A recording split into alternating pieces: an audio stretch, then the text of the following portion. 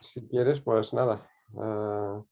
Tenemos el placer y el privilegio de poder volver a escuchar a Juan Carlos, una de sus charlas, en este caso La mujer en el Quijote, que promete ser interesantísima y apasionante. Os rogamos, por favor, a los que estéis conectados, quitar los micrófonos y el vídeo para no distraer al conferenciante y luego ya después de la charla los volvemos a poner.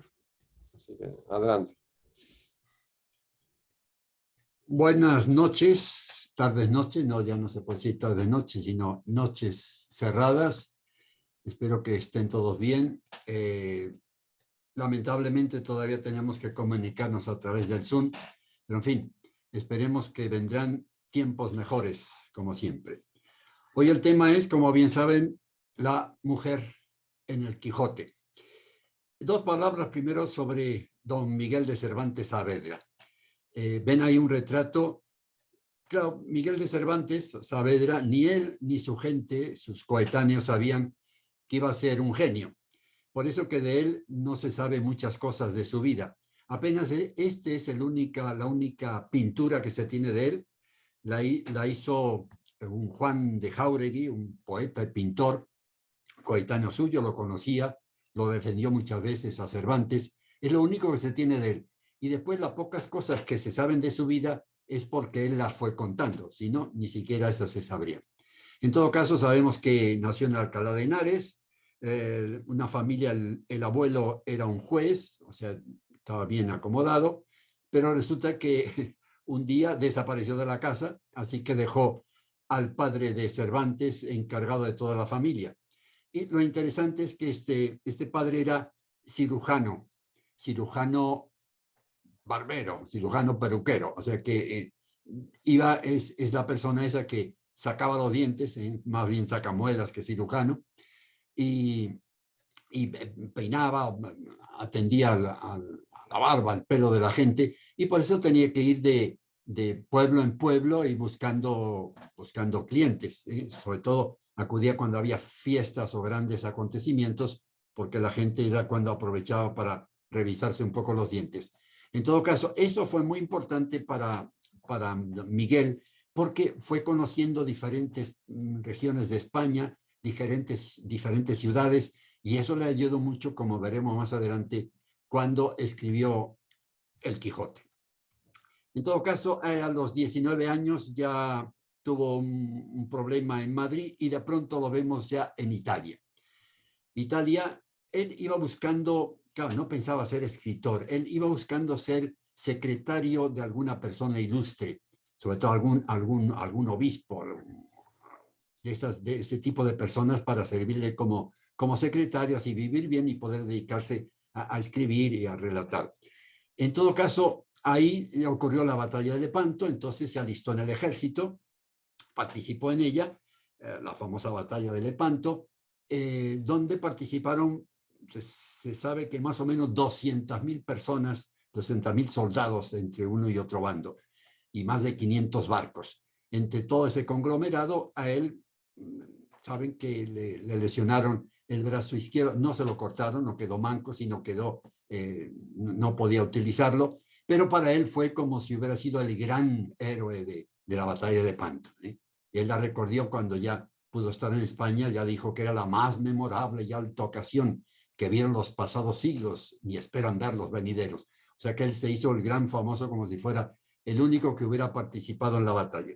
En todo caso, después de 10 años de estar en Italia, conociendo, que también fue muy importante para su obra, con las diferentes grandes ciudades de Italia, y cuando regresaba a España, ya saben que su barco lo tomaron los corsarios de Argel, se lo llevaron prisionero, estuvo 5 años en Argel, esperando que pagaran el premio para su liberación. Eso dio mucho también que pensar, me imagino, no se sabe si tenía para escribir o no, pero daría para pensar muchas cosas, para imaginar muchas aventuras de las que quizá después puso en papel. Regresa entonces a España, finalmente, y tiene que buscar algo donde trabajar, donde hacer. No encontraba trabajo por ningún sitio e incluso estuvo en Sevilla en la casa de contratación de Sevilla. Y acuérdense que para venir a América, por ejemplo, tenían que pasar todo por esa casa de contratación donde te daban una especie de pase, de pasaporte para poder venir a América. A él no sé qué le verían, que le dijeron que mire, busque acá que se le haga merced. Es decir, quédese acá en España a ver si aquí alguien le da merced, le da trabajo. En todo caso, pasó muchas dificultades y él ya empezó a escribir un poco, pero lo que le entusiasmaba a él era el teatro, la acción. Pero claro, estaba al lado coetáneo, era nada menos que Lope de Vega, a quien Cervantes admiraba mucho, el genio de los intelectuales, el gran Lope, el gran teatrista. Entonces él dijo, mejor no me dedico a otra cosa porque no voy a poder competir con él. Empezó a escribir varias cosas y al final encontró un trabajo nada menos que comisario de abastos. ¡Oh, qué trabajito! Ir pidiendo, porque tenía que recolectar los impuestos de la gente, recaudador de impuestos. Todo eso le valió mucha oposición, incluso lo metieron en la cárcel 3 veces por problemas. Así es que eso también le sirvió para pensar en una de esas, la última cárcel que estuvo en Sevilla, es donde dicen que ya maduró la idea de escribir el ingenioso hidalgo, o perdón, primero fue el ingenioso hidalgo Don Quijote de la Mancha, como aparece ahí, en el 1605, publicado en Madrid. La segunda parte, esa primera parte tuvo mucho éxito, porque él lo que quiso con esta primera parte era atacar los libros de caballería, era la locura en esa época. Y entonces es una primera parte, es más bien caballeresca, es más bien cómica, es para reír, para divertirse. Y cuando vio que tuvo tanto éxito, le hizo madurar mucho y escribió 10 años después, o sea que pasó 10 años madurando cosas, la segunda parte, que como el título ya le cambió un poco el título y ahora de Hidalgo pasó a un ingenioso caballero, Don Quijote de la Mancha, 1615. Interesante que publicó porque ya es la obra de madurez. Ahí esa idea que tenía ya no es tanto cómica o caballeresca, sino ya es más profunda. Ya ahí nos revela lo que es el ser humano, diferentes posibilidades de vida de las gentes. Penetró el alma de muchas gentes y por eso que le valió. Él ya había dicho, en algún momento le dijo después a su amigo Sancho, en una de las ocasiones de sus charlas privadas, le dijo, el que lee mucho y anda mucho, ve mucho y sabe mucho. Cervantes vio mucho, anduvo mucho y por eso le sirvió para escribir esta gran obra que fue la primera novela moderna, el mejor trabajo literario jamás escrito, del cual nos referiremos entonces después. Pero uno de los puntos en los que llamó la atención fue el tratamiento de la mujer, la nueva visión de la mujer que dio Cervantes. No sabemos no se sabe mucho, como dijimos, de la vida de Cervantes y si tuvo muchas mujeres en su vida. Se sabe de alguna de ellas. Primero que su familia tenía 7 hermanos, de ellas eran 3 mujeres. De esas 3 mujeres, 2 se metieron a monjas. O sea que con ella me imagino que no podía contar mucho. Y después, cuando estuvo en Italia, en Nápoles, según él dice, tuvo de una señora de Nápoles, o sea que él no da el nombre, nació un hijo al que, pobre, lo condenaron con ese nombre, Promontorio, le llamaron. De él no se supo nunca nada más. Después ya cuando regresó a España, estando en Madrid, tuvo relación con una tabernera madrileña famosa, Ana Francas. De ella nació la hija Isabel, que después la adoptó y la adoptó la familia de Cervantes. Cuando ya no pensaba en casarse, resulta que tuvo que ir a Esquivias, que es un pueblecito que está en La Mancha, para un problema de un amigo suyo que había fallecido, y ahí conoció a Catalina de Salazar y de Palacios.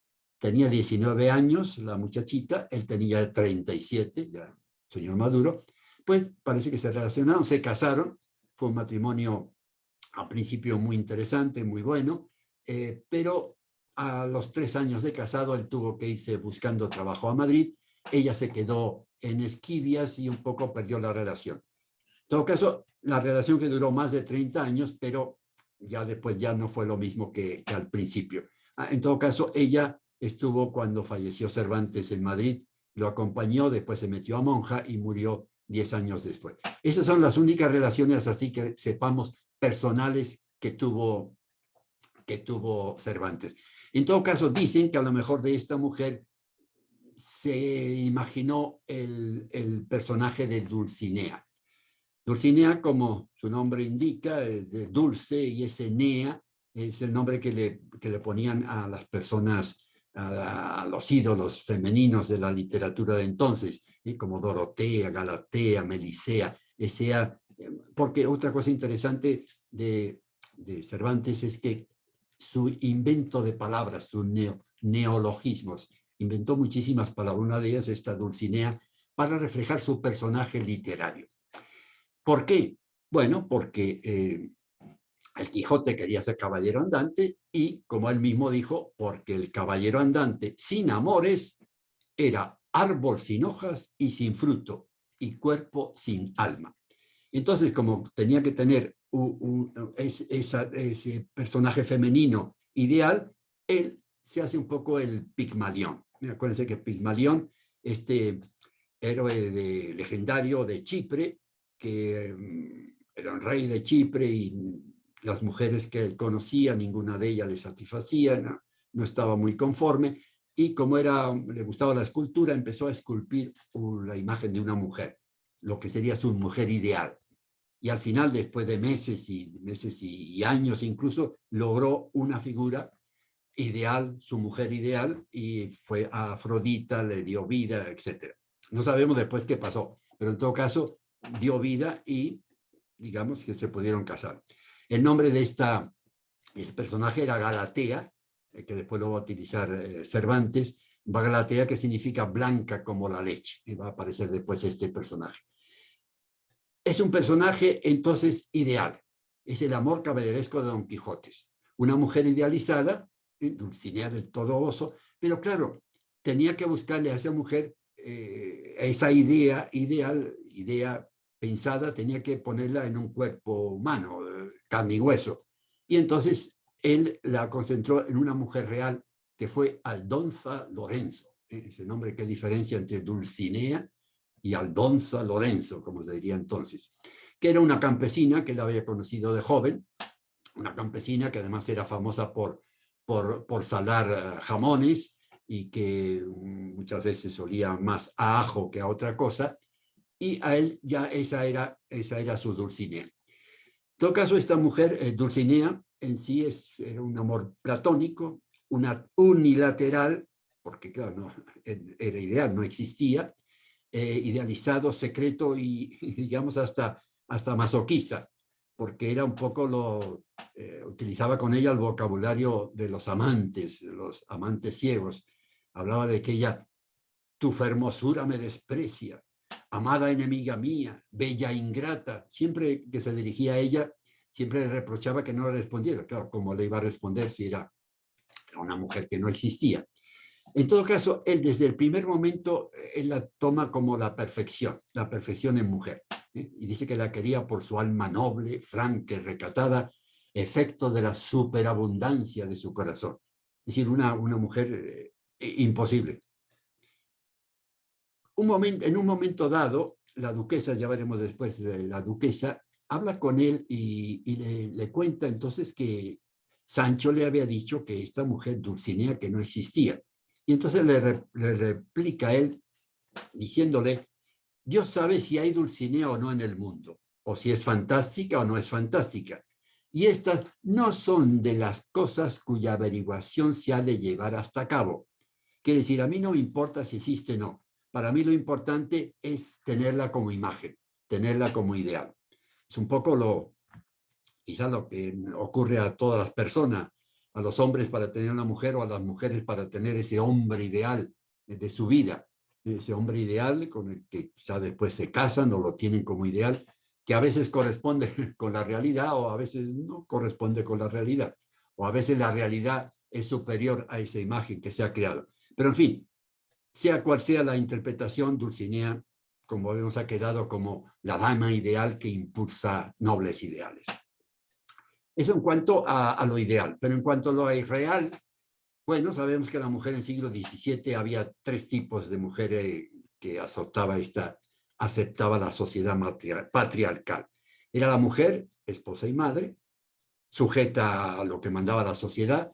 Y claro, es muy lindo lo que decían, pero qué terrible. Decía que esa mujer, el estereotipo tenía que ser una mujer parca en el hablar, discreta en el mirar, digna en el proceder, diligente en el actuar y ante todo y sobre todo sumisa y obediente. Qué terrible para la gente de esta época. Lo peor es que también los cristianos, el cristianismo también apoyaba esta idea. Tenemos Fray Luis de León, escribió un libro sobre la mujer ideal, insistía en este tema.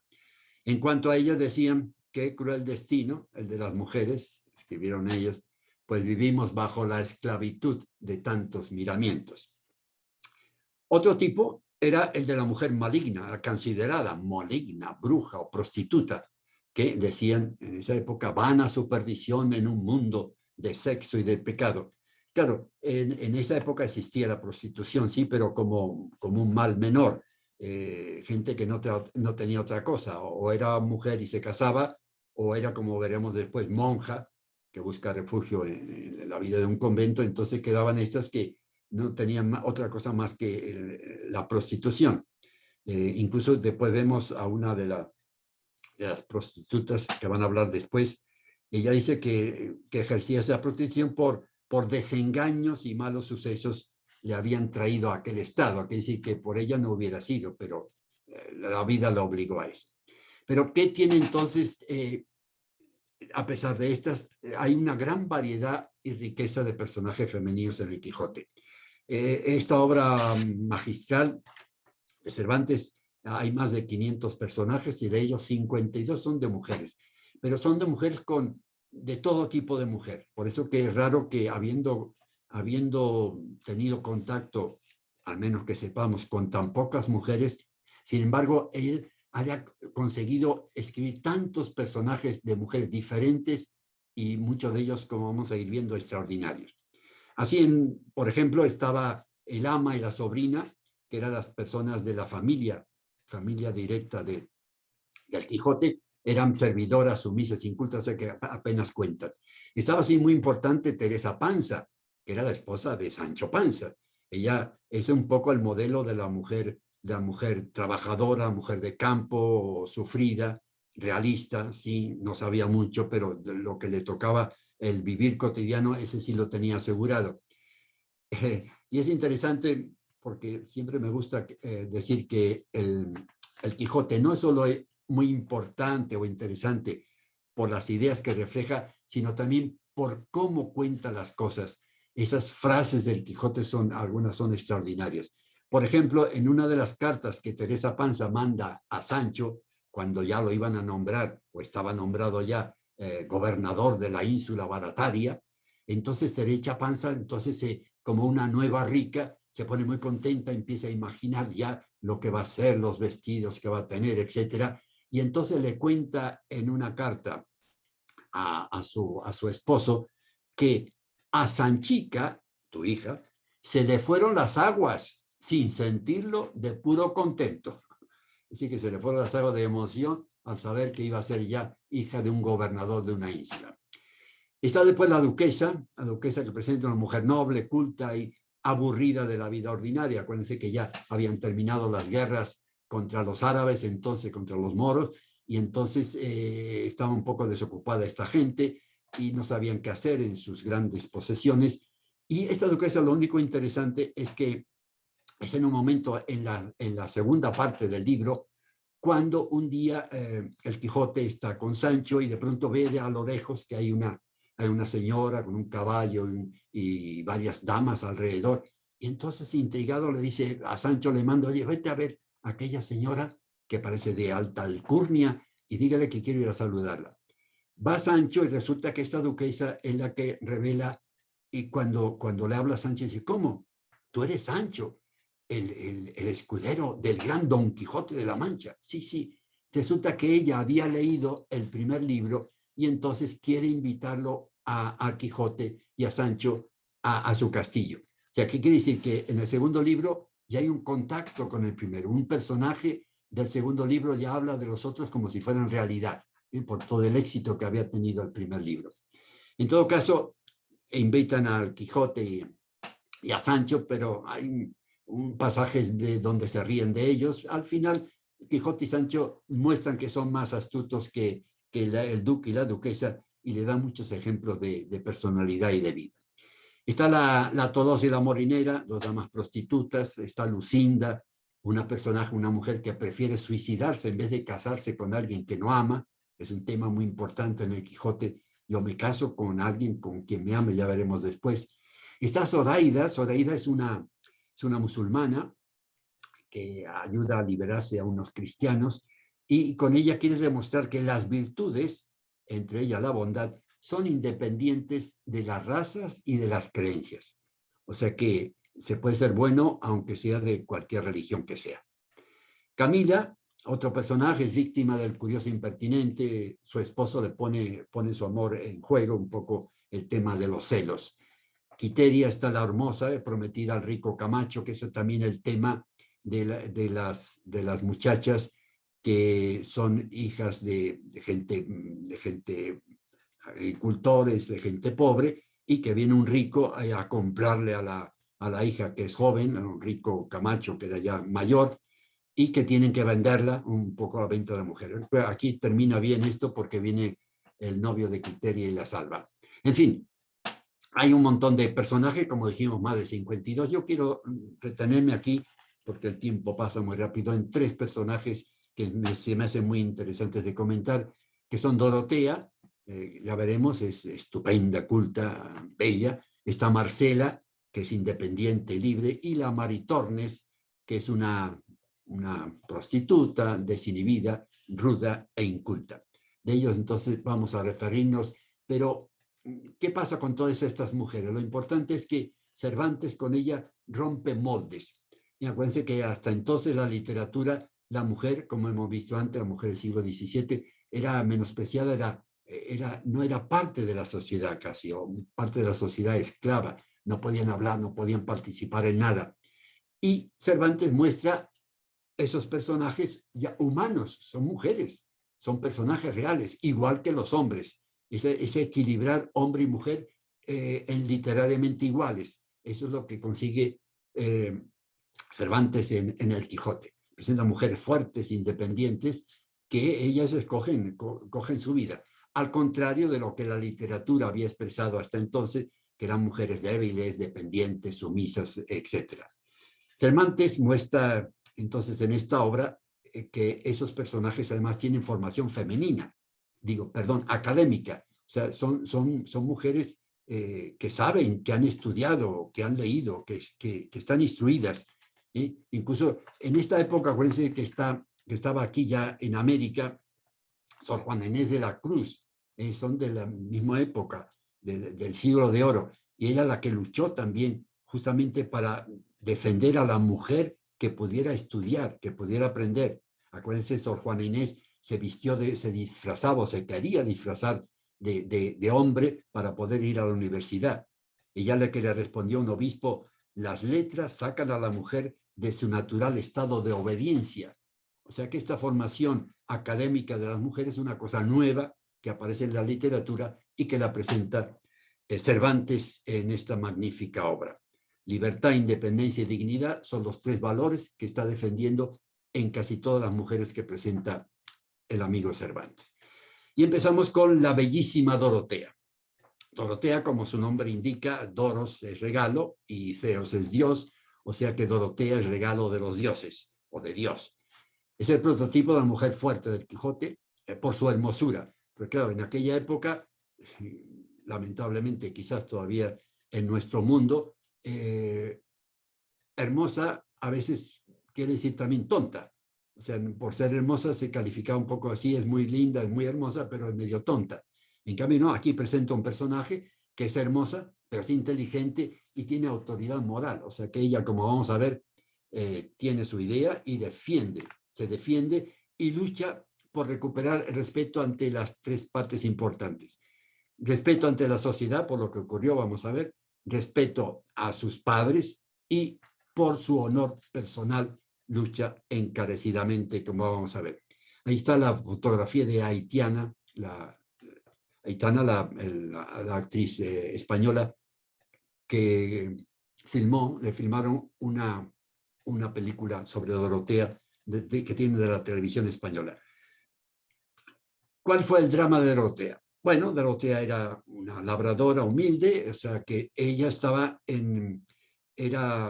los duques tenían una gran posesión y estaba dividida en varios grupos de agricultores y uno de esos grupos era el de sus padres y ella era la que se encargaba de organizar todo lo que tenía que ver el trabajo, como dice que sus padres la llamaban la mayordoma porque se encargaba de todo, o sea, era una mujer activa y que incluso por las noches se dedicaba a leer e incluso algunas veces tocaba un instrumento. O sea, era el báculo de la vejez de sus padres, que ya estaban ancianos. ¿Qué ocurre? Que el duque tenía 2 hijos y el hijo menor, que no tenía nada que hacer, era don Fernando. Él se dedicaba entonces a buscar mujeres y puso 2 ojos, como lo dice también ahí en la obra, ojos de lince. Descubrieron que Dorotea era una bellísima dama, era más formada, culta y demás. Y empieza la persecución. Le manda regalos, le hace promesas, y ella lo rechazaba siempre porque pensaba que era otra categoría. Ella se sentía, era vasalla y él era el señor, el dueño. Entonces no podía, sentía que no tenía, que no iba a ir ese matrimonio. Pero no, don Fernando insistió y un día que habían salido los padres y que ella se aseguró con la sirvienta de que todo estaba cerrado su casa, resulta que esta sirvienta le había pagado a don Fernando y la dejó entrar a don Fernando. Entonces está con ella, le insiste que se quieren casar, que ceda, que la va a amar mucho, etc. Y hay todo un trazo, claro, no se puede leer todo, pero es muy interesante todo lo que esta Dorotea, cuando está contando lo que le pasó, toda esa reflexión, todo lo que pensaba. Por ejemplo, decía alguna cosa muy interesante que no sé cómo se le ocurrió decir a Cervantes: por feas que seamos las mujeres, me parece a mí que siempre nos da gusto oír que nos llaman hermosas. Es una cosa que dicen, ¿cómo sabría todo esto Cervantes?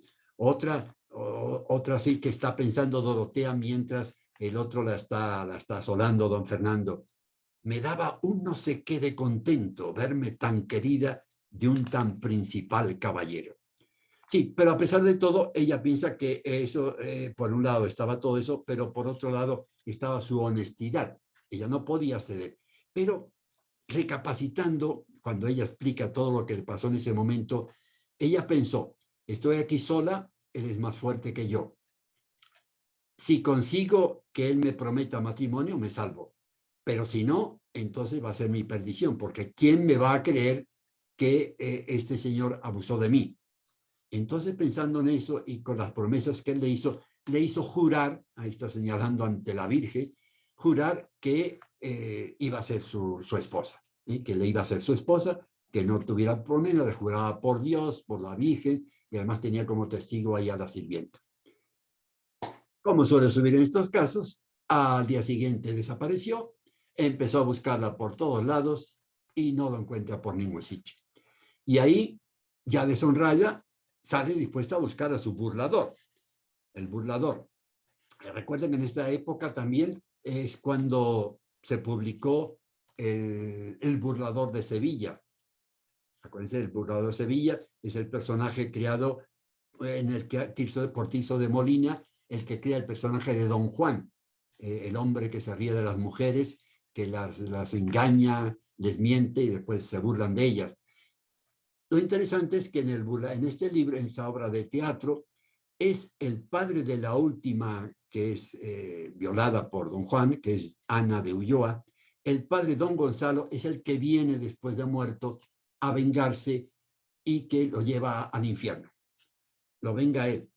También en este tiempo está la obra de Fuenteovejuna, donde entonces se habla de Lope de Vega, donde todo un pueblo quiere vengar del comendador que había violado a la hija del alcalde. Y acuérdense de esa famosa frase, cuando llega el juez mandado por el rey para investigar, cuando le preguntan a todo el mundo, porque pasó niños grandes, viejos y jóvenes, ¿quién mató al comendador? Fuenteovejuna, señor. ¿Y quién es Fuenteovejuna?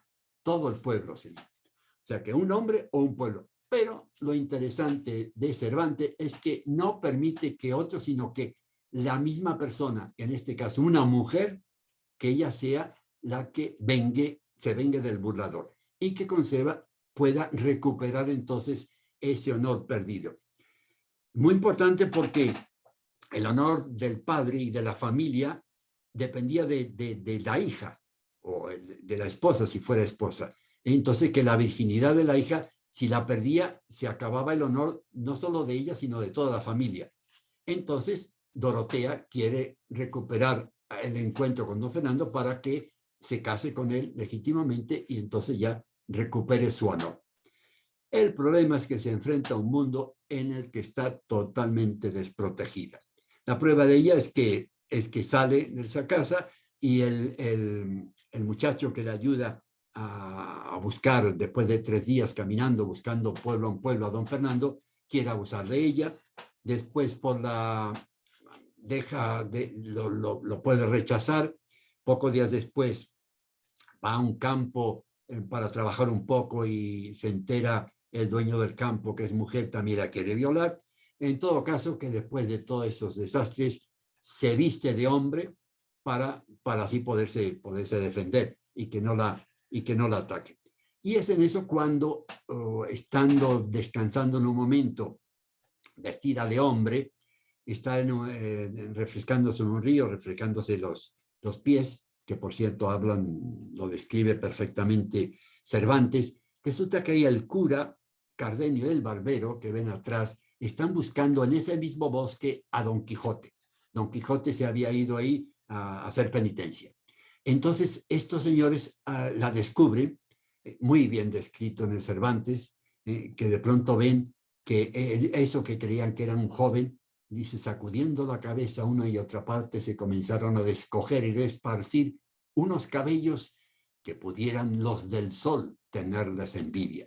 Qué lindo cuando describe así Cervantes. Bueno, en todo caso que ella entonces les cuenta toda su vida, sus problemas, pero le dicen que ellos van buscando y quieren sacar de ese bosque a Don Quijote y que Don Quijote había dicho que de ahí solo saldría si tiene que hacer una gran hazaña. Entonces la convence a ella de que haga un poco de teatro y se convierta en la princesa Micomicona del reinado de Micomicón, porque ahí le han dicho que se tiene que casar, le amenazaron con el gigante Pandafilando. Entonces pide a Cervantes que le ayude, a Don Quijote que le ayude, y por eso puede salir Don Quijote de ese bosque. Bueno, en todo caso pasa sus aventuras y llega un momento en que ellas se encuentran en una venta, en una especie de hotel barato de la época, en una venta se encuentran ya 2 parejas. Está Lucinda y Cardenio. Cardenio es el que había acompañado, el que había estado con el cura del Barbero, y él, por otro lado, estaba Dorotea, que encuentra a don Fernando. Resulta que habían todos entrados allí de incógnito, estaban todos tapados hasta que se van descubriendo uno a otro. Entonces resulta que don Fernando se había enamorado de Lucinda y quiso casarse con ella. Y los padres la dejaron porque de nuevo Lucinda no tenía medios, era gente pobre, así que la cedieron. Pero Lucinda, justo el día que se van a casar, se desmaya y vieron un sobre donde decía que estaba casada con Cardenio. Y entonces resulta que Dorotea habla, y es el momento muy interesante del libro, donde ella descubre con el poder de la palabra que puede convencer el regreso de don Fernando, que le había prometido tanto. Tu vasalla soy, pero no tu esclava. Es un poco el tema que está tratando en un gran discurso, claro, no se puede repetir, pero muy interesante, donde dice, en fin, Señor, lo que últimamente le digo es que quieras o no quieras, yo soy tu esposa. Testigos son tus palabras, que no han de decir mentira. Testigo será la firma que hiciste y testigo el cielo, a quien tú llamaste por testigo de lo que me prometías. O sea que este burlador al final tiene que reconocer su engaño e incluso declara públicamente: venciste, hermosa Dorotea, venciste, porque no es posible tener ánimo para negar tantas verdades juntas. O sea que lo lindo es que ella consiguió, Dorotea consiguió con su palabra lo que no había podido conseguir con su belleza. Es un primer gran ejemplo que nos da Cervantes. Otro caso es el de la bella Dorotea. La gran yo nací libre y para poder vivir libre escogí la libertad de los campos. Fíjese que esta proclama, este grito de libertad lo hace Marcela, lo hace Cervantes hace 400 años, y todos los millones de gentes que han leído el Quijote han recibido este mensaje.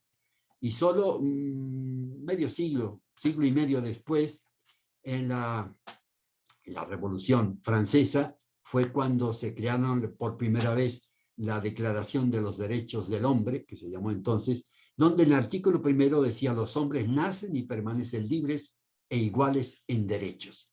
O sea que esa idea ya la había avanzado Cervantes en su obra. Y es el tema de la libertad. Como dijimos, fue muy importante que estuvo 5 años en la cárcel y después estuvo varias veces, como dijimos, en Madrid y en Sevilla. Y por eso en uno de los contactos con su amigo Sancho, le dice: la libertad, Sancho, es uno de los más preciosos dones que a los hombres dieron los cielos. Fíjese que no dice que Dios dio a los hombres, sino que los dioses dieron a los cielos. Un poco como para decir que la libertad es una cosa natural, que es una cosa que sale con el hombre cuando nace, como dice después la Declaración de los Derechos. Pero ya lo dijo entonces Cervantes antes: con ella no pueden igualarse los tesoros que encierra la tierra ni el mar encubre. Por la libertad, así como por la honra, se puede y se debe aventurar la vida. ¿Qué pasó con Marcela? Esta Marcela, mujer instruida, mujer bella también, mujer rica, entonces ella lanza el primer manifiesto acerca de la libertad de la mujer. No se puede hablar de feminismo, todavía en esa época, por supuesto que no, pero en fin, abrió el camino para la libertad de mujer, apoyándose en su gran lema, que era: el verdadero amor ha de ser voluntario y no forzoso. O sea que si yo me caso es porque yo quiero, no me pueden obligar, cosa tan difícil también en esa época. El drama es que había un Crisóstomo que se había enamorado de ella, un muchacho rico. Ella también era rica, tenía posesión, pero no lo acepta. Cuando están reunidos una de las noches que iban caminando, Cervantes, Don Quijote, con otros gentes que iban de camino, peregrinos, hay un cabrero que explica esta situación de cómo eran los dos. O sea que está Crisóstomo, uno que había estudiado en la universidad, había hecho 5 años en Salamanca, tan honesto como enamorado, y ella las trataba de una pastora homicida, acusada y despreciada. Quiere decir que acuden todo este grupo de gentes al entierro de Grisóstomo. Este Grisóstomo es el que entonces se había enamorado de ella y ella no quiso saber nada de él. Entonces la acusan a ella de haber sido la causante de su muerte. Porque dice su compañero, dice: quiso bien, fue aborrecido; adoró, fue desdeñado; rogó a una fiera, importunó a una mármol; corrió tras el viento, dio voces a la soledad, sirvió a la ingratitud. O sea que lo toman como un héroe. Y lo van a enterrar justo al pie de esa montaña, porque fue allí donde, antes de morir, Grisóstomo había dicho que quería ser enterrado allí, porque fue donde vio por primera vez aquella enemiga mortal del linaje humano. Bueno, está acusada ella, Marcela, y de pronto aparece justamente en la montañita esa donde estaba al pie, donde estaban sepultando. Y ahí Ambrosio, que era el gran amigo, lanza entonces una increpación contra ella durísima. Y le dice: ¿vienes a ver por ventura, oh fiero basilisco de estas montañas, si con tu presencia vierten sangre las heridas de este miserable a quien tu crueldad quitó la vida?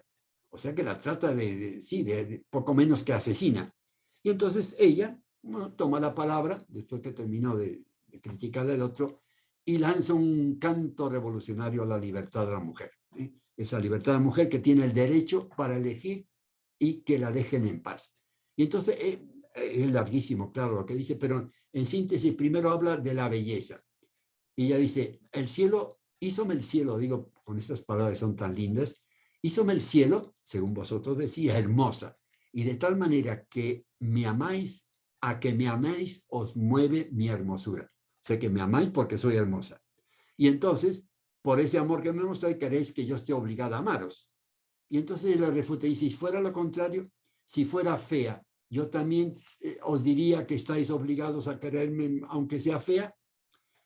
Y entonces compara a la mujer hermosa, la compara con el fuego y con la espada.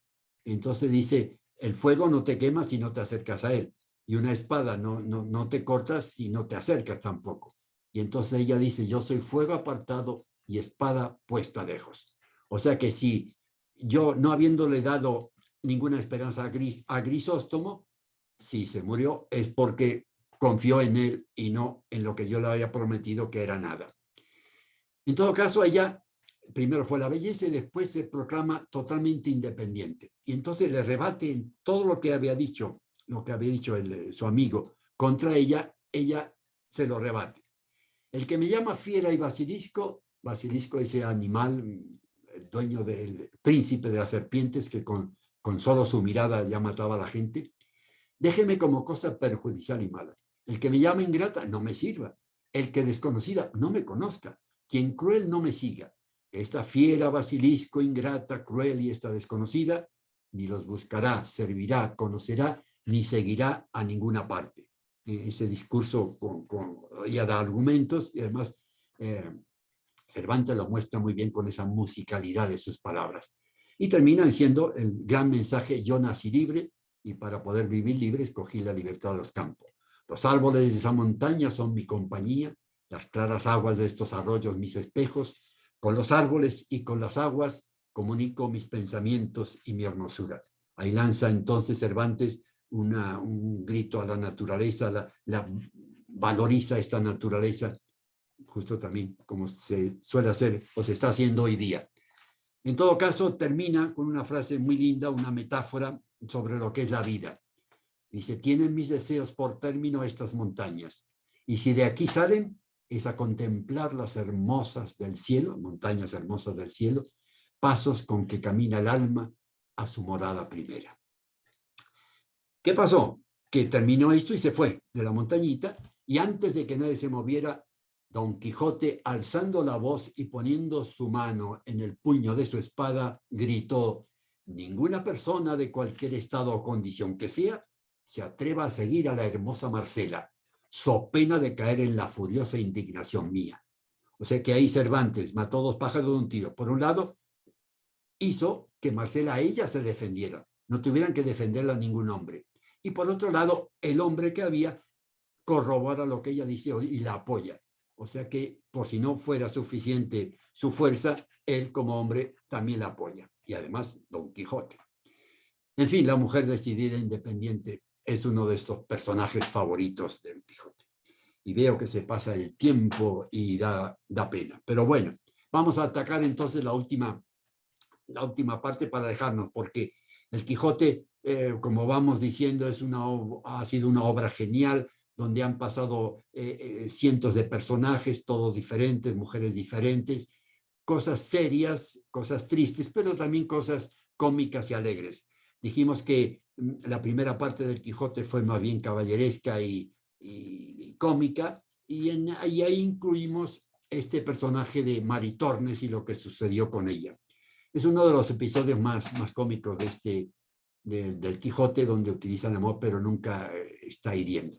Todo empezó con la aventura de los Yangües. Los Yangües son unos arrieros de un pueblito cerca de Soria. Y entonces cuenta, lo pongo en letra porque es una maravilla de texto. Dice Cervantes, sucedió pues que a Rocinante le vino el deseo de refocilarse con las señoras Jacas y saliendo así como las olió de su natural paso y costumbre y sin pedir licencia a su dueño, tomó trotico algo picadillo y se fue a comunicar su necesidad con ellas. Es decir, que estos yangüeses tenían entonces ahí unas yeguas, y al verla Rocinante salió como loco, pero como linda, a refocilarse. Pero qué lindo, dice, tomó un trotico algo picadillo, y ahí me imagino que está disfrutando Cervantes de escribirlo así. Total, que claro, los yangüeses estos, los arrieros, pues acaban tirándole piedras y palos a Rocinante, y Don Quijote al verlo pues sale también a defenderlo, y al final pues quedaron maltrechos por la paliza. Pero otro toquecito simpático que dice Don Quijote, que dice Cervantes es: jamás tal creí de Rocinante, que le tenía por persona casta y tan pacífica como yo. Y ahí lanza una puya Cervantes. En fin, bien dicen que es menester mucho tiempo para ver a conocer a las personas, y que no hay cosa segura en la vida.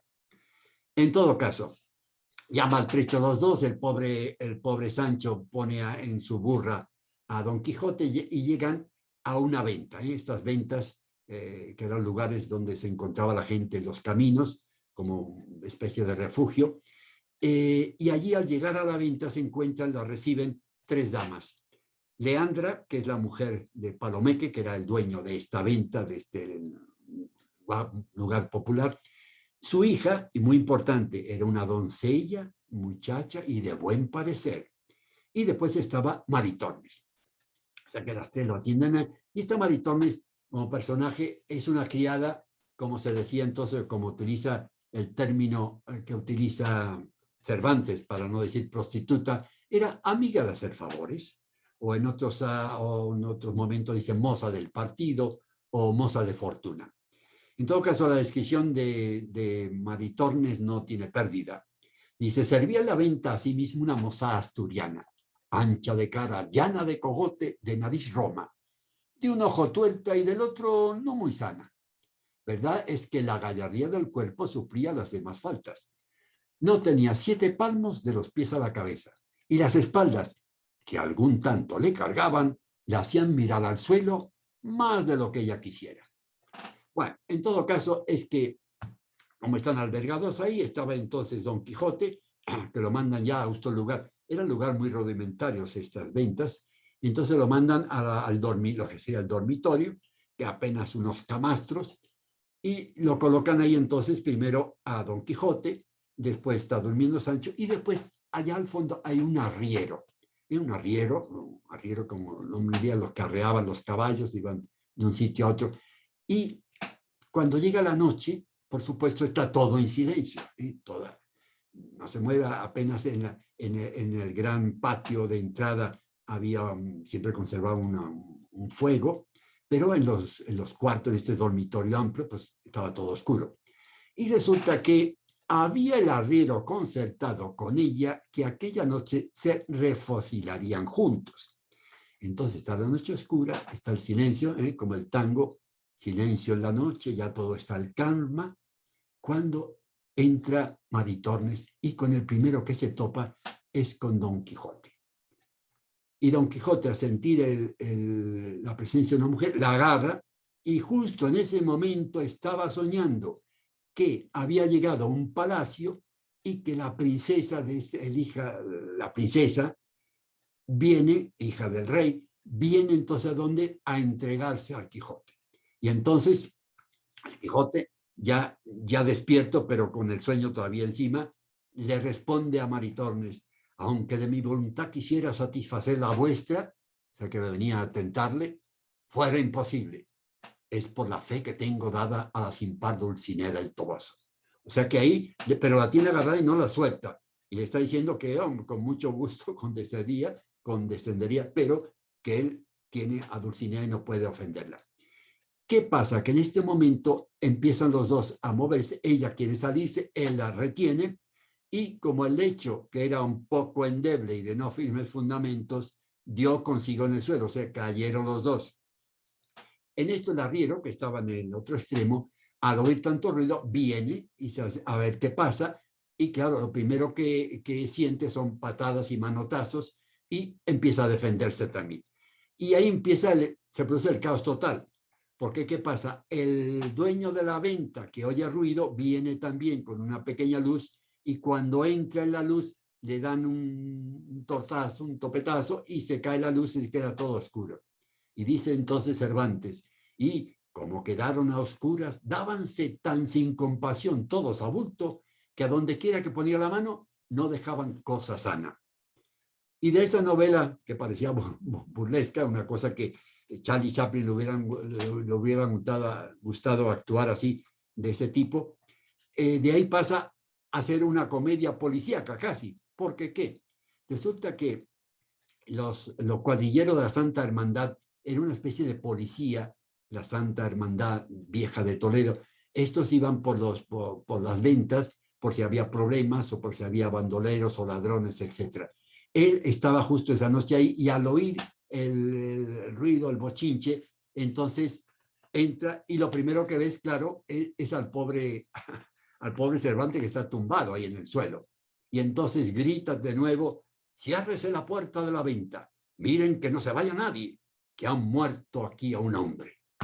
O sea que termina todo este folclore, toda esta situación burlesca, que como ya ven, eso claro, quizá hoy día no haga tanta gracia por tanta película, tanta acción que tenemos, pero en esa época es una cosa que me imagino que haría morir de risa a mucha gente, o como ocurrió en un momento con Felipe III, cuentan de Felipe III que salió un día de su palacio y vio allí que estaba uno de los soldados que estaba en un sitio sentado con un libro y se estaba riendo, y entonces parece que les dijo a la gente, mire, aquel o es un tonto o está leyendo el Quijote, y de tanta risa que estaba teniendo.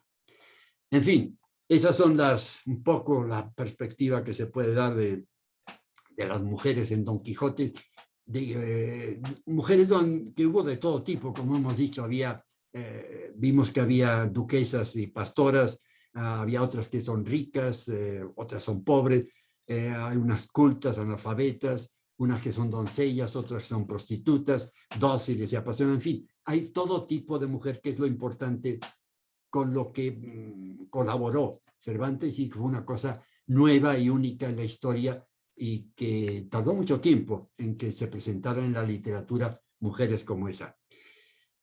Tanto que sin mujeres se ha dicho que no había Quijote. Quijote y Sancho muy importantes, pero si hubieran faltado las mujeres tampoco hubiera sido el Quijote tal cual llegó a la fama. Lamentablemente, hoy día todavía en muchos países hay mujeres que viven como vivían muchas de estas mujeres en el siglo XVI. Y quizás echen de menos un caballero como Don Quijote que venga a luchar por la dignidad de ellas y que pelee por sus derechos.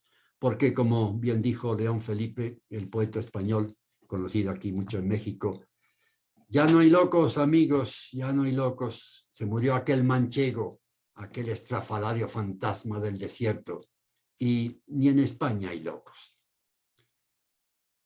Bueno, pues eso es lo que tenía que decirles, o que pude decir rápidamente para no ser pesado, sobre las mujeres de Don Quijote. Hay mucho queda mucho por decir, pero en fin, es lo que he podido resumir.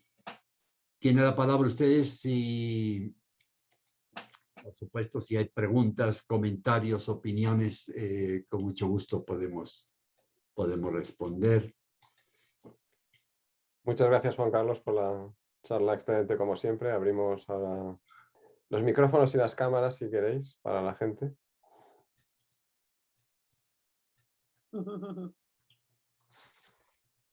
Espero que se haya entendido todo. No sé, si un poco pesado, variado. Hay mucho que decir. Se pueden imaginar que de cada una de las mujeres se podía estar hablando tiempo, pero en fin, intenté de resumir. ¿Alguna pregunta? ¿Comentario? ¿Algo? Nada, ningún problema, nada. Nada, don Arturo, Tuto, nada, Agustín, amigo Juan Gómez. Carlos, mira, Dígame. vi muy interesante tu charla. Y hay una faceta de la mujer que la plantea también Don Quijote en la primera parte, es su sobrina y creo que era su ama de que lo cuidaba mucho. Sí, su ama de llaves, que realmente lo cuidaban y lo querían, son las que hacen la quema de libros, etcétera. Entonces, la mujer también es importante. Yo creo que resaltar esa capacidad que tiene la mujer de ocuparse de muchas cosas, ¿no? Sí, justo lo mencioné, fue la primera que mencioné, que justamente era la que lo atendían a él, pero que no tiene ninguna presencia especial en la novela. Sí, o sea, nada más. Justo por ser, entendió que lo cuidaban a él, sí, pero nada más, no participan así con ideas o con cosas nuevas. Pero sí, interesante. Sí, ¿qué más? ¿Qué más cosas? ¿Qué más se les ocurre? Don Alberto. No, abre micrófono, Alberto. Alberto, abre micrófono. Abre micrófono, Alberto. Ahora sí. Muy bien. Perdón, yo lo estaba buscando en la pantalla. Bueno, me encanta y casi me sorprende que habiendo leído El Quijote hace muchos años, evidentemente no recordaba o no presté atención y ahora tengo un deseo muy fuerte de volverlo a leer para poder leer con gran atención todos estos detalles. Es una maravilla. Muchas gracias. Sí, qué bien, Alberto. Y justamente les iba a recomendar, justo ahora que estamos por Navidad, están buscando regalos, el último que les puse ahí, la última imagen, fue del Don Quijote de la Mancha, la edición que acaban de publicar hace 2 años por el 400 aniversario de Cervantes, del Quijote, la publicación, que está hecho por las 22 academias de la lengua española. Es muy interesante, se lo recomiendo, apenas cuesta $15. Tiene explicaciones de todos los detalles, hay un vocabulario especial, hay comentarios de Vargas Llosa, de diferentes escritores sobre el Quijote, en fin, una obra que pueden conservarla toda la vida y pueden leer cuando tengan ganas, a ratos.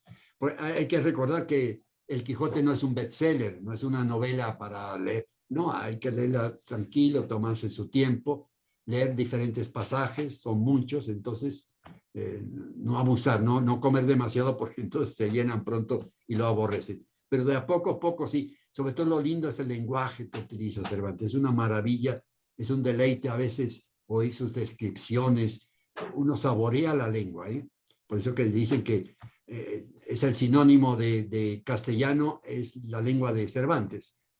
Por eso, porque es un tratamiento de la lengua excepcional. Sí, más un comentario o cosas que les haya gustado del Quijote o quieran. Carlos, ¿me escuchas? Sí, ahora sí. Bueno, muchas gracias por la presentación, muy interesante. Quería preguntarle cuánto tiempo, bueno, un comentario y luego una pregunta. Algo que me llama la atención del Quijote, hace mucho tiempo que lo leí, pero bueno, es que lo que recuerdo es que cuando aparece una mujer en la obra, y esto es algo que suelo mencionar yo en las clases, cuando aparece una mujer siempre es la más bella, ¿sabes? Y la siguiente que aparece es más bella todavía que la anterior. Y luego la siguiente es más bella todavía. Y yo recuerdo un profesor en Arizona me decía, es que, y en aquella época, o sea, no tenemos que tomar todo al pie de la letra. La exageración es una manera de expresarse, ¿no? Para decir, no hay que tomarlo al pie de la letra, simplemente pues es que es así como se hablaba, ¿no? Y eso es algo que recuerdo, ¿no? Pues de haber leído El Quijote y que a veces lo digo. Sí, es cierto, lo decían como un piropo suave, pero en todo caso, solo bellísimas, como dije, solo había 2, ¿eh? Bellísimas, Dorotea y Zoraida, el árabe y la española. Ellas sí eran bellísimas. O sea que es normal decir como mujer, decir que era bella, sí. Es un lindo gesto del amigo Cervantes, de trato a la mujer, llamarlas todos bellas, como dama también. A ninguna de las mozas a las prostitutas la llamaban más que doña, ¿no? Le cambiaba enseguida el nombre de decirle que era doña. ¿Cuánto tiempo has tardado en preparar esta presentación? Bueno, aparte de muchos años, ¿verdad? De estudio pero para prepararla, ¿cuánto tiempo te ha llevado? Prepararla. Sí, o decirla. Sí, el PowerPoint y todo eso. Es por hacerme una idea. Uy, no sé. Está No bien. sé. En todo caso, felizmente es un placer para mí buscar, leer y preparar y buscar las imágenes y cosas, pero no sé. Y a veces, como yo digo a mi esposa o como digo a Sidney también, empiezo con un tema y nunca termino. O sea que yo podía estar siguiendo todavía preparando o perfeccionando este tema. O sea que es lo lindo de la literatura, ¿no? Que uno no termina más. El idioma que tenemos, es el lindo idioma que tenemos. Uno puede estar hablando y siempre hay algo más que añadir o que decir. Miles de detalles que no he dicho porque pues no, vi que el tiempo se iba. Tenía el reloj aquí amenazándome. Pero sí es lo lindo de la literatura, ¿no? Y por eso que da para muchas más charlas y cosas. Está bien, muchas gracias, Juan Carlos. ¿Qué más? ¿Más? ¿Pregunta, problemas o...? Sí, una de las cosas que me llamó la atención al leer el Don Quijote es que el castellano de hace 400 años no es muy diferente del que usamos hoy en día. No es como, por ejemplo, irse hasta el poema del mío Cid, claro. el cantar del mío Cid, que es, no, el idioma, por supuesto, ha evolucionado, pero todavía uno puede leer el libro sin dificultad, realmente. Sí, claro que sí. Hay, por supuesto, hay algunas palabras que no lo entiende porque Sí, no se ha usan cambiado, ya. pero más palabras. Pero la manera de escribirlo, la manera de expresar, ese expresar de las mujeres, ese decir lo que les dije, es una cosa lindísima, ¿no? Linda para el oído, incluso algunos de estos pasajes lo leo uno en voz alta y es un agrado esa musicalidad de algunos pasajes del Quijote. Es una maravilla. Sí, ¿qué más? ¿Qué más? ¿Más? Bueno, en el tema de cuando Don Quijote se encuentra a la pareja que se iba a casar con el rico y después viene el novio de la muchacha. La boda de Camacho. La boda de Camacho, sí. Sí. Lo que me impresionó es la actualidad de eso, de la idea de que uno se casa, la mujer se puede casar con el que ella quiere, que es una idea que hasta hoy en día en algunas culturas todavía es extraño, ¿no? No, sí, y es una idea, si se acuerdan cuando hablamos de Goya siglo XVIII, o una de las charlas que dimos, ahí también insistía con una de sus pinturas y ponía abajo, qué pena, y se ve a un viejito con una jovencita, que por dinero de la familia no tenía dinero, la casaban por dinero. Y hoy día, sí, como tú dices, existe todavía eso. Muchas mujeres que se casan por dinero, es terrible. Y pasan una vida de amargura, ¿no? O si pueden, se divorcian. Se divorcian y se llevan el dinero. Pero no suele ser. Eso suele ser alguna que otra viva. Pero es lo más difícil. Las casan. A ver, ¿cómo? Las casan por dinero. Las casan por dinero. Sí, buscan. No es que se casen, las casan.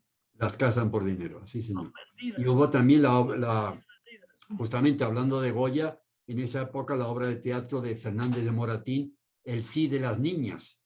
Justamente, de nuevo, una señora que quiere casar a su hija con un rico viejito porque necesita el dinero y la está vendiendo, claro. Sí, ¿qué más? Hoy se pueden hablar muchísimas cosas más, pero en fin, no hay que cansarlos. Si tiene alguna cosita más que comentar, que decir, que pedir. Si no, en todo caso, lamentablemente va a ser nuestra última charla de este año, pero el año próximo se abre siempre con buenas perspectivas. Incluso los locales, a ver, estábamos muy entusiasmados, pero ahora nos vino a golpear el amigo, no el Omega, sino el Omicron. Y estamos, no sabemos qué va a pasar, pero en fin, esperemos que sea poco pasajero y que podamos reunirnos ya a partir de enero o febrero, ya juntarnos, vernos cara a cara y poder tomar un vinito después de la charla y comentar.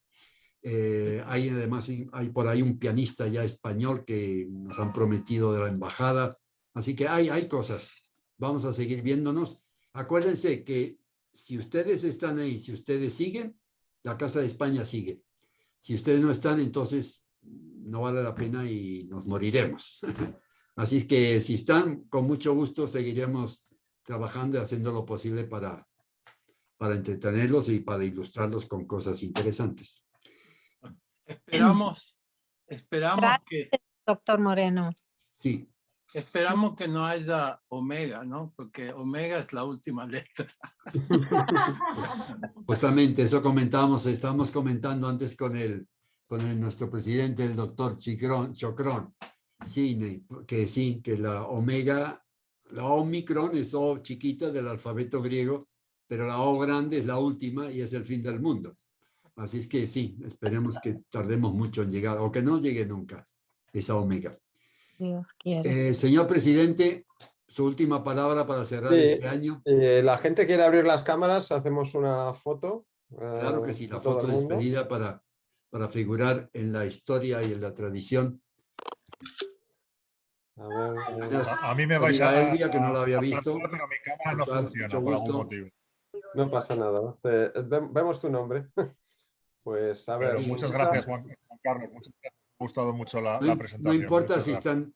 No importa si están despeinados, es igual. Las fotos salen todos muy lindos. Salimos. A todo el mundo, por favor. Que vamos. 1, 2, 3. Ahí, muchas gracias. Sí. Bueno, muchas gracias, Moreno. Y feliz, ya recibirán su felicitación, pero mientras tanto, feliz Navidad, feliz preparación. Igualmente. No gasten mucho dinero, no gasten, piensen en la salud, por favor. Hagan regalitos útiles, por ejemplo, el Cervantes de Don Quijote de la Mancha. Enhorabuena, Juan Carlos, por la charla. Qué lindo tenerlos aquí, qué lindo verlos y mucho gusto y seguimos. Antonio, saludos también, los amigos, la familia. Adelante. Gracias. Nada, doña Elvia, que le vaya bien. Hasta la próxima. Gracias. Adiós, Alberto. Adiós. Reina, saludos. Gracias. Richard, Adiós. saludos en Feliz casa, Navidad. Richard. También. Chao, Elvia. Que vaya lindo. Feliz Navidad. Feliz Gracias Navidad. para todos igualmente. Para todos, muchos saludos. Cris, chao. Mucho gusto. Adiós, don Tuto, el soltero. Chao, Juan Carlos. Perón, espero que te termine pronto la soltería. Te vaya lindo. Saludos, doña Ana Dolores. Muchos saludos. Que te vaya bien. Se portan bien, por favor, allá en Brasil. Aprovechen el buen tiempo. Kika. Saludos, que le vaya bien. Don Antonio, mi querido hermano. Saludos a todos. Y seguimos, sí. Chao, mucho gusto. Chao. Adiós, Elvia. Saludos. Adiós. Chao. Muchas gracias. Ándale, pues. Emilia Luz Gómez, también saludos. Adiós. Chao. Chao, Antonio. Saludos en la casa. Abrazos a todos. Espera, abre el micrófono, no se ve. Abre el micrófono. Si no, no te oigo. Abre el micrófono. Abre el micrófono. Abre el micrófono. No, ahora sí. Ahora sí. Felicidades, hermano. Un grande abrazo. Nada, todo todos bueno. Ahí. No está Fina, está por ahí también. A Saludos. Está medio dormida. Está medio dormida. Bueno, no importa. Chao, un abrazo a todos. Un abrazo a todos también. Chao, hermanito. Chao. Chao. Chao, mano. Emilia Ruiz, Luz. Juan Carlos está preguntando por ti. Hoy, váyase ahí, ¿no? Chao, Emilia. Oye, Juan Carlos, Adiós. he quedado dormida. Nada, Aquí, tranquilo. ¿todo bien? Sí, muy bien, gracias. Lindo verlos. Chao. Chao. Chao, felicidades. Emilia, gusto en verla. ¿Todo bien? Bueno, cuánto me alegro. Hasta la próxima. Chao. Bye. Adiós. Sí. Chao, Cris, también. Hasta la próxima. Que vaya bien. Al final te quedaste